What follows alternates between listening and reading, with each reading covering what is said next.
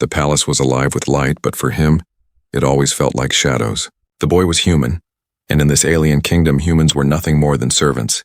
He moved quietly through the endless halls, carrying trays of shining cups, folding silken sheets, sweeping marble floors that never truly grew dirty. No one ever thanked him. No one ever asked his name. To the nobles, he was invisible. To the guards, he was replaceable. He had learned to keep his eyes low, his steps soft, and his voice silent. Yet silence was not new to him. It was the language of his life. In silence he had grown up. In silence he had learned to survive. And in silence he had begun to notice her. The princess. Every night when the stars hung cold above the palace towers, he would see her sitting by the tall window of her chamber. Her hair caught the moonlight, and her silver eyes were always filled with distance, with something he could not name. She never spoke. Servants whispered that she could not. Some called her cursed, others called her broken, but the boy saw something different. He saw loneliness. It was the same loneliness that pressed on his own chest every night when he lay on the hard servant's bed, staring at the ceiling. It was the loneliness of being unseen, unheard, unwanted, and so, without meaning to, he began to watch her. One night, as he carried a tray of fruit through the hallway outside her chamber, he froze. She was there again by the window, but this time tears rolled down her cheeks. The sight shook him. Royal blood was not supposed to cry. Queens were made of fire, kings of iron, princesses of crystal, but she was crying just like a forgotten child. Before he knew it, the tray in his hand rattled. She turned her head, startled. Their eyes met. For the first time, she truly saw him. He wanted to run, but something in her gaze held him still. It was not anger. It was not disgust. It was a plea. Her hands moved slowly. Fingers shaped symbols in the air. The boy's breath caught in his throat. He knew what she was doing. It was sign language. He had not seen it in years. Long ago, when he was young, his old master had taught him the language of hands and silence. Words are not always spoken, the master had told him. Sometimes they are shaped. Sometimes they are felt. Few remembered this language now, and fewer cared to use it. But here, before his eyes, the princess was speaking it. Her signs were broken like someone who had learned alone. She signed, "Who are you?" The boy's heart pounded. He hesitated, then lifted his hand. Slowly, carefully, he signed back, "A servant." Her eyes widened. She rose from her chair. Crossing the chamber like a storm of silk and silver, she stopped only inches from him, staring as if he were a ghost. Her hands moved faster this time. "You understand?" he nodded. "Yes," she gasped, covering her mouth. Her eyes filled with new tears, but they were not the same as before. These were tears of relief, tears of finding something long lost. She signed again, trembling. "No one understands me. No one." The boy wanted to answer, but footsteps echoed down the hall. A guard's shadow fell across the floor. The princess stepped back, her face turning to stone once more. The boy lowered his eyes quickly, holding the tray as if nothing had happened. The guard passed without looking twice. When the shadow was gone, the princess looked at him again. Her lips parted, but no sound came. Only her hands spoke, hidden near her side. Finally, "Someone understands," the boy swallowed hard. His heart beat faster than it ever had before. He bowed, stepping back into the shadows, afraid and yet drawn forward all at once. For the first time in his life, he was not just a servant. He was something more. That night, when he lay on his bed in the servants' quarters, he could not sleep. Her silver eyes haunted him. Her trembling hands replayed in his mind. The way she had signed, the way her gaze had begged him not to disappear. It burned inside him like fire. He thought of her loneliness, so much like his own. He thought of her tears hidden from the world. And he thought of the words she had signed, words that could not leave his heart. Finally, someone understands, but the boy also knew the truth. If anyone discovered what had happened, he would not see another sunrise. A servant was never meant to stand before a princess, much less speak to her in the secret language of her soul. Yet even as fear crawled through his veins, a decision took root in his heart. Tomorrow night he would return. Tomorrow night he would sign to her again, and tomorrow night their story would begin. The next night came, slow and heavy. The boy's hands shook as he polished silver plates. He could not stop thinking of her. Of the princess's pale face at the window, of the way her trembling hands had shaped the signs only he understood. He feared it had been a dream. Perhaps he had imagined it. Perhaps she would ignore him now, or worse, call the guards.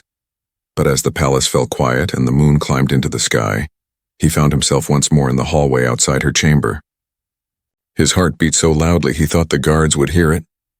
He carried no tray this time, only the courage that had grown in him since last night. The princess was there, waiting. She stood by the window, silver light painting her like a figure from a forgotten tale.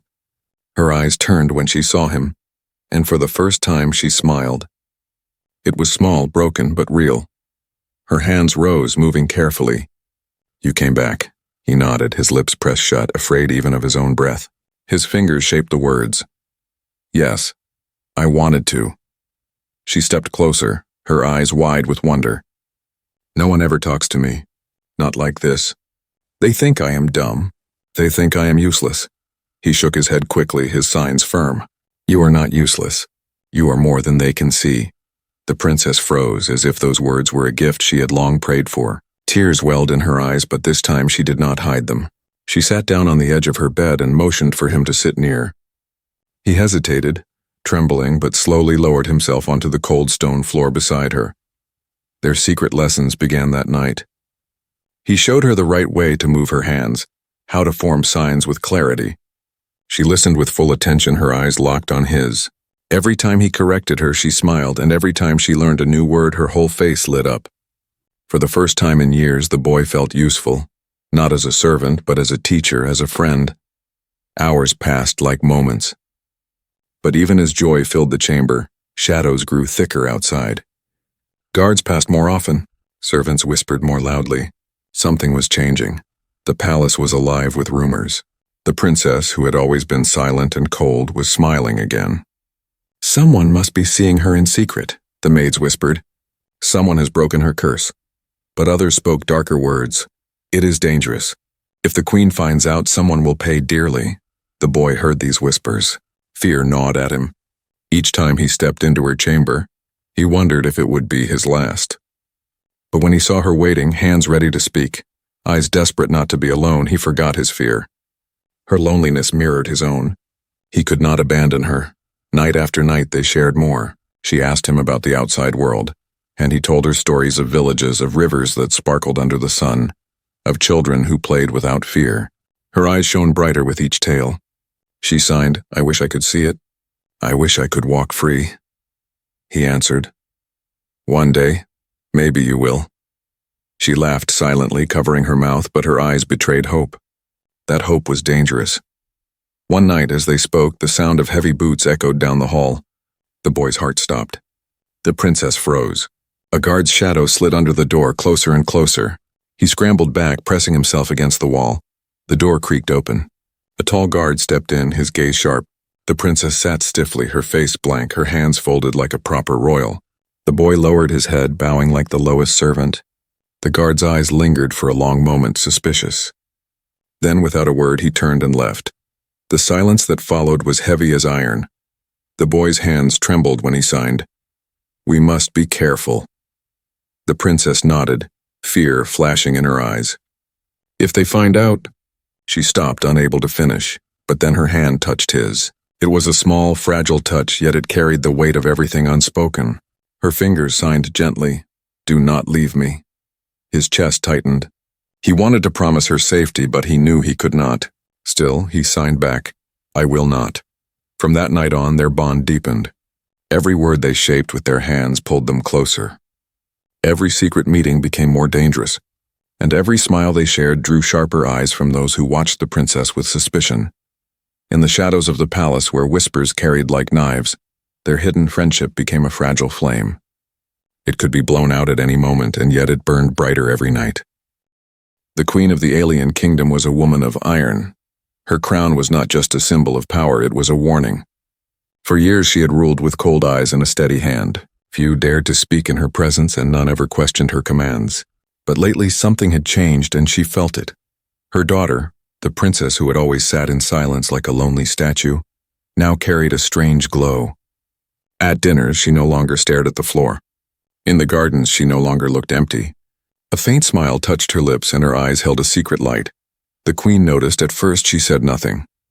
But deep inside, suspicion grew. Happiness was not natural for her daughter. It had never been. What caused this change? She asked herself again and again. Who gave her this secret joy? One evening, as she walked past the princess's chamber, the queen heard movement inside. Soft rustling, a faint laugh, silent but alive. The queen stopped, her heart tightening. She pushed the door open, but by then the princess sat still, her face blank as if carved from stone. The chamber was empty of anyone else. Strange, the queen whispered. She ordered spies to watch the princess's door. Guards were told to take note of anyone who lingered too long near her chambers. The palace became sharper, more watchful. Whispers spread through the halls. The queen suspects something. Meanwhile, the boy continued his nightly visits. Each time he and the princess sat close, their hands alive with signs. She learned quickly now, speaking of dreams, fears, and wishes with her fingers. He told her stories of human courage, of villages where people lived free and equal. She clung to those tales like treasures, but the boy did not know eyes were upon them. Servants saw him slip into shadows. Guards noticed his nervous steps. Whispers grew louder. One night, as he signed a tale about stars humans once reached in great ships, the princess's hands slowed. Her silver eyes turned toward the door. Someone is watching, she signed. The boy's blood ran cold. He froze, listening. In the silence, he thought he heard breathing outside the chamber. When he rushed to look, the hall was empty, but fear had settled deep inside him. The next morning, the queen summoned her daughter to the throne room. The hall was vast, lined with guards and nobles. The princess stood before her mother, silent as always. The queen's eyes studied her carefully. You seem different, the queen said at last, her voice low but sharp. Your silence is not the same as before. Tell me, daughter, what has changed? The princess lowered her gaze, fingers twitching at her side. She longed to sign to tell the truth, but she dared not. No one here would understand. No one except him. The queen's lips pressed into a thin line. You hide something, she said softly. I will find it. From that day, guards were ordered to watch more closely. Spies followed the servants. Every corner of the palace felt tighter, every shadow more dangerous. The boy noticed the change. Each night it grew harder to slip into her chamber unseen. His heart pounded at every step. Yet when he saw her waiting, hope burning in her eyes, he could not stay away. They spoke in hurried signs now, fearing discovery. She signed, My mother suspects. If she finds out, she will take you away. He signed back, Then we must be careful, but I will not leave you. Her lips curved into a small, sad smile. You are the only one who sees me. Without you, I am nothing but a shadow. Those words pierced him deeply. He wanted to protect her, but what could a servant do against a queen? Still, he promised her with his hands. No matter what, I will stand with you. But danger was closing in. One night, as he left her chamber, a guard's voice echoed from behind. You there. Stop, the boy froze. The tray in his hand shook. He turned slowly, bowing low. Yes, sir? His voice was calm, but inside his chest terror screamed. The guard's eyes narrowed. Why are you always near the princess's door at night? The boy's throat went dry. He searched for words, but none came. Before he could answer, another guard appeared, shaking his head. Leave him. He is just a servant. The first guard lingered, suspicious, then finally walked away. But the boy knew the danger was growing sharper, and in the highest tower the queen stood at her window, watching her daughter's chamber from afar. Her eyes glimmered, cold and wet. She whispered to herself, What secret warms your heart, child? What stranger dares step where none belong? For the first time in years, a shadow of fear touched the queen's iron heart, and she swore she would uncover the truth. The queen's suspicion had grown into certainty. She no longer believed her daughter's sudden happiness was chance. Someone had broken through the wall of silence around the princess, and the queen would not rest until she found who. It did not take long.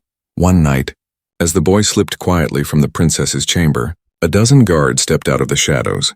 Their armor gleamed in the torchlight, and their spears crossed before him. He froze, his blood running cold. There was no escape. Seize him, the captain commanded. Strong hands grabbed his arms, pulling him down. The boy dropped to his knees, his heart pounding. He tried to speak, but his voice was drowned by the clash of boots and the bark of orders. Within moments, he was dragged through the silent halls of the palace toward the throne room.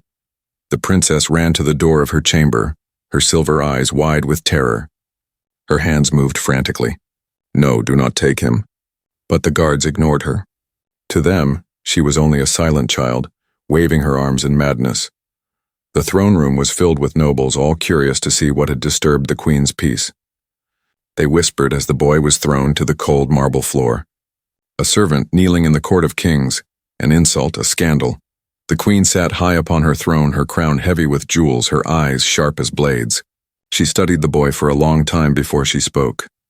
"You," she said slowly, her voice echoing in the chamber, "a human servant. Tell me, what business do you have with my daughter?" The boy's head bowed low. His lips trembled. He dared not answer. Around him, nobles sneered, some laughed. To them, he was dirt, unworthy of standing in the presence of royalty. The princess pushed past her ladies and rushed forward. Her hands flew in desperate signs. "He is my friend. He understands me." Gasps spread through the hall. The nobles murmured. Some shook their heads, others looked horrified. To them, the princess's strange movements were nonsense, a madness they had long endured in silence. The queen's eyes narrowed. "Friend?" she repeated coldly. "Do not mock me, child. That boy is nothing. He is a servant." The princess fell to her knees before her mother, tears streaming down her face. Her hands pleaded. "He speaks my language. Do not take him away." But the queen's heart was stone. "Enough of this," she said, her voice like thunder. "This deception ends tonight." The boy looked up then, his chest burning with fear and sorrow. He saw the princess crying, begging in silence. He saw the queen's cold face. Something rose inside him, something he could not hold back. He lifted his trembling hands. Before the court of nobles, before the queen herself, he signed a single word. The word was simple, but it struck like lightning. The queen froze. Her breath caught. Her eyes filled with sudden, unexpected tears. It was a word she had not seen in years. A word her late husband used to sign in secret, when no one else was watching. A word only she and he had shared long ago in their hidden language of silence. The boy had signed, "Beloved." Gasps filled the throne room. Nobles looked at each other in confusion. They did not understand. But the queen understood. Her heart, so long locked away, trembled. She saw her husband's hands again in her mind, saw his smile, heard his laughter. For a moment, the queen was no longer the ruler of a kingdom. She was a widow remembering love. The boy lowered his hands slowly, his eyes locked on hers. He had not meant to wound her, but he had spoken the truth of her past without knowing. The hall was silent. No one dared breathe. The queen rose from her throne, her body stiff, her face pale.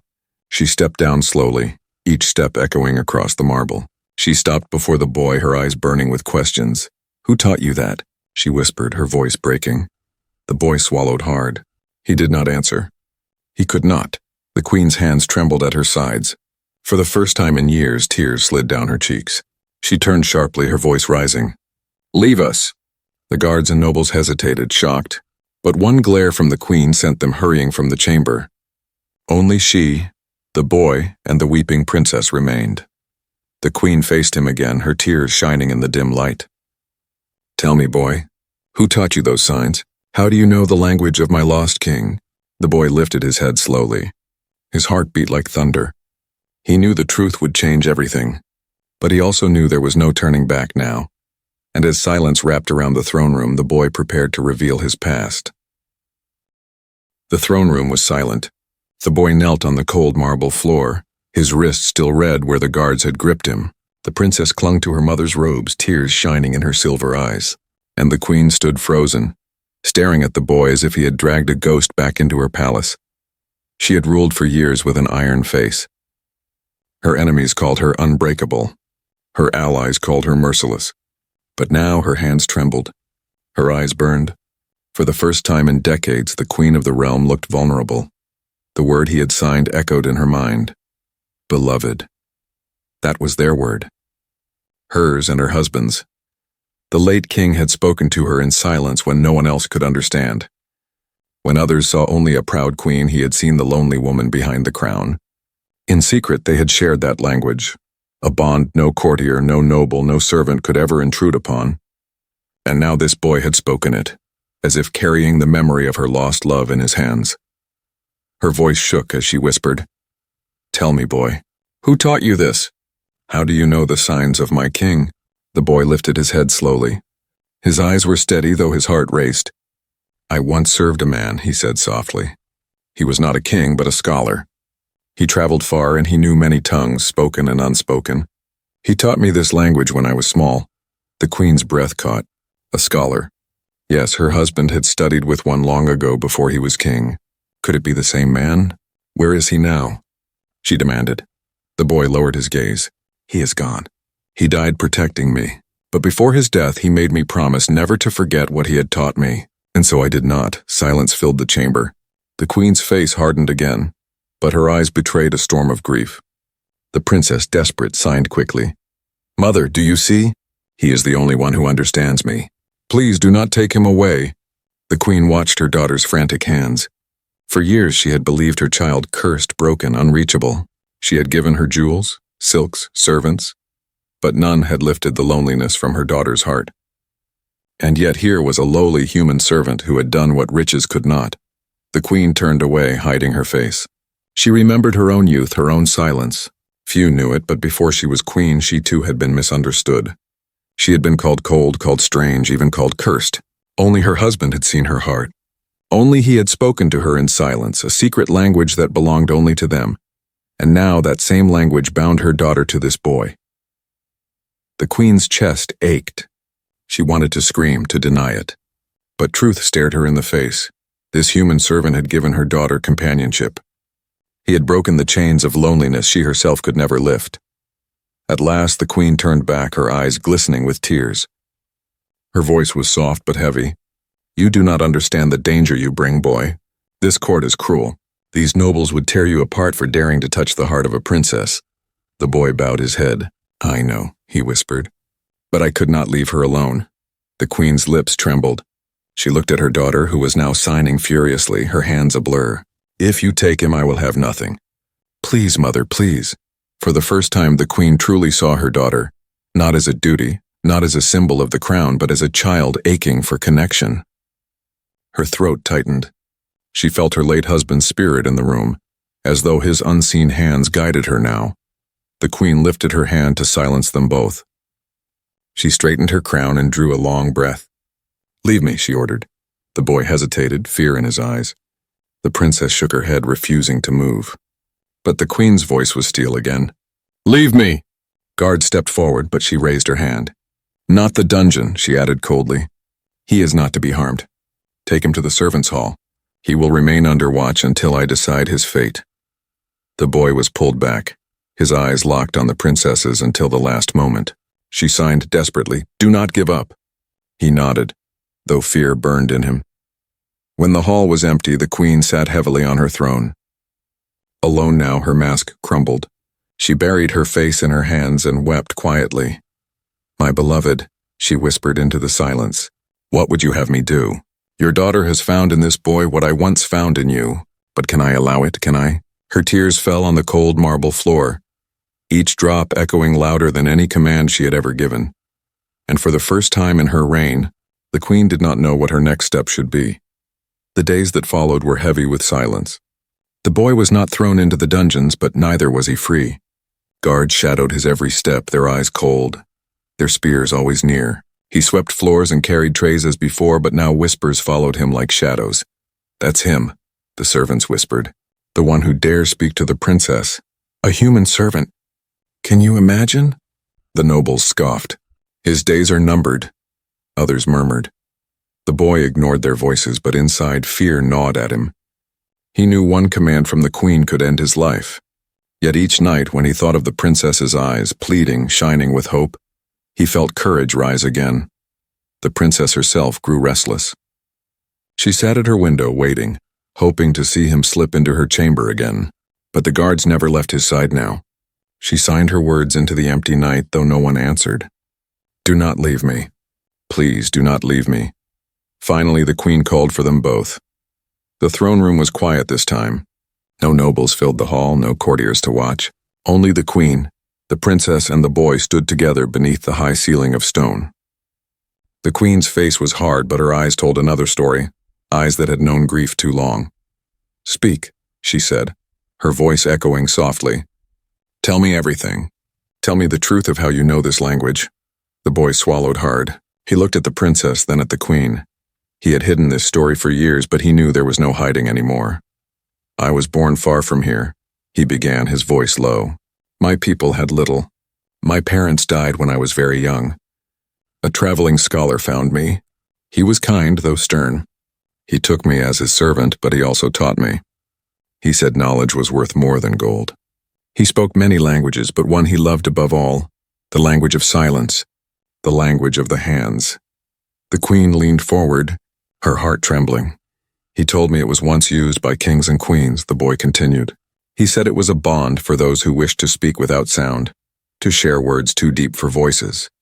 He taught me every sign, every phrase. He made me promise never to forget, even if the world forgot." The queen's throat tightened. Yes. This was the same scholar her husband had studied with in his youth. The boy's story matched what she remembered. She had once mocked her husband for wasting time on old languages, but later it had become the secret that bound them together. The princess stepped closer, her hands moving quickly. "Mother, don't you see? He understands me because of father. He carries father's gift. Is that not fate?" The queen's breath caught. Fate. Yes, perhaps it was. Or perhaps it was a cruel trick of destiny, reminding her of everything she had lost. Tears pricked her eyes, but she turned away, hiding them. "Do you know what danger you bring, boy?" she asked sharply. "The court will never accept this. A princess and a servant? It is unthinkable. They will call it shame. They will call it treason." The boy lifted his head. For the first time, his voice grew steady, filled with quiet strength. "Then let them call it what they will. I did not choose to speak with the princess. She spoke first, and I answered because I saw her pain." He looked at the princess, then back at the queen. "If that is a crime, then I accept my punishment." The princess rushed forward, her hands flying in desperate signs. "No, you will not punish him. Without him, I am alone again. Without him, I am nothing." Her voice was silent, but her passion filled the room. The queen saw her daughter's face, saw the tears streaming down her cheeks, saw the fire of life she had never shown before. For years, the princess had been like a shadow, silent, empty, unreachable.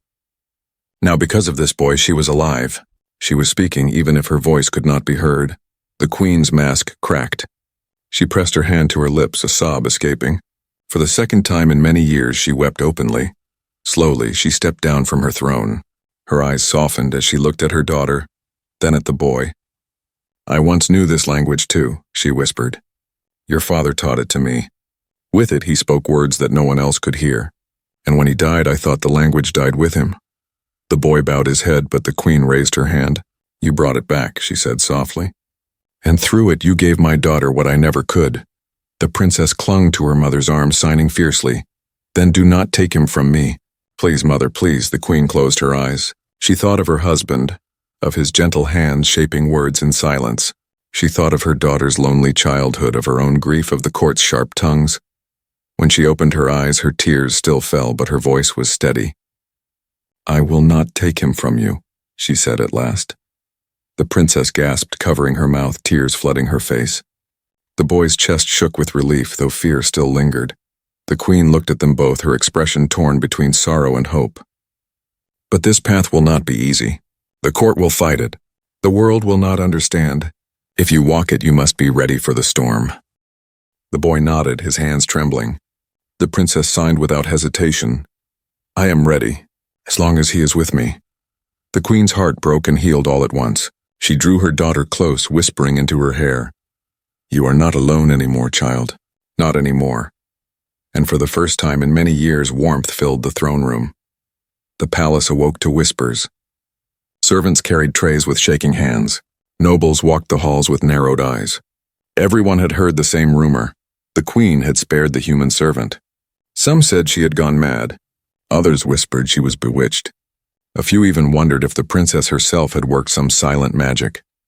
The boy walked the halls under heavy guard. But now the guards no longer looked at him with contempt. They looked with confusion, even unease. Something had shifted. Something none of them could explain. The princess, once a shadow in her own palace, now glowed with quiet fire. She no longer sat only by the window, trapped in her silence. She walked the gardens with her head lifted, her hands alive with signs, and by her side always was the boy. At first courtiers sneered. "It is shameful," one whispered. "A princess with a servant." But as they watched her, their voices faltered. For years she had been empty, unreachable. Now she laughed, though her laughter made no sound. Now she smiled, and her smile carried more power than her crown. The queen saw it too. She watched her daughter from the high balcony, her heart torn between fear and pride. For years she had ruled as iron, hiding her grief. Now for the first time she saw her daughter alive, truly alive. And though the court would never accept it easily, she could not deny the truth. One evening she summoned the nobles to the grand hall. The room was heavy with tension as jeweled lords and ladies gathered. The boy stood at the edge, trembling under their stares. The princess clutched his hand tightly, refusing to let go. The queen rose, her crown gleaming in the torchlight. Her voice carried through the hall. "My daughter was born with silence in her throat, and for years you have called her broken. You pitied her, mocked her, or ignored her, but look at her now." All eyes turned to the princess. She stood tall, her silver eyes burning with life. Her hand rose, shaping signs swiftly. "I am not broken," she declared with her fingers. "I have always had a voice. You simply refused to listen." Gasps filled the hall. Nobles shifted uneasily, whispering to one another. The queen lifted her hand for silence. "It is this boy," she said, her voice strong, "who gave my daughter what none of you could. He gave her companionship. He gave her understanding. He gave her freedom from loneliness. And so I declare this: he is no longer merely a servant. He is the bridge between my daughter and the world." The court erupted. Some shouted in outrage. "A servant raised up to stand beside royalty? Impossible!" Others muttered in disbelief. But the queen's eyes blazed, silencing them all. "You may call it scandal," she said coldly. "You may call it shame. But I call it truth. And no crown, no court, no noble tongue will strip the truth from my daughter's hands." The princess's grip on the boy's hand tightened. She signed quickly, her eyes shining. "You are free now." The boy's heart pounded. For the first time in his life, he was not invisible. For the first time, he was not just a servant. He was something more, something he had never dared to dream. The nobles bowed, some in anger, some in reluctant respect. The queen sat back on her throne, her tears hidden by her crown, but her heart lighter than it had been in years. She felt her husband's presence beside her, as though his unseen hands signed softly in the air. "Well done." That night, the boy and the princess walked together in the gardens. The stars burned bright above them, and the air was filled with the scent of night-blooming flowers. The princess turned to him, her hands moving gently. "You gave me more than words. You gave me life," he signed back, his chest heavy with emotion. "And you gave me a place in this world." She smiled, her silent laugh breaking the darkness like light. They stood together, hand in hand, two souls once lost in loneliness, now found in each other. But in the shadows of the palace, danger still whispered. The nobles would not forget. The court would not forgive so easily. Storms would come, as the queen had warned. Yet in that moment, none of it mattered, because for the first time the princess was no longer alone. For the first time the servant was no longer invisible, and together they had begun something new, a beginning no chain of silence could ever end.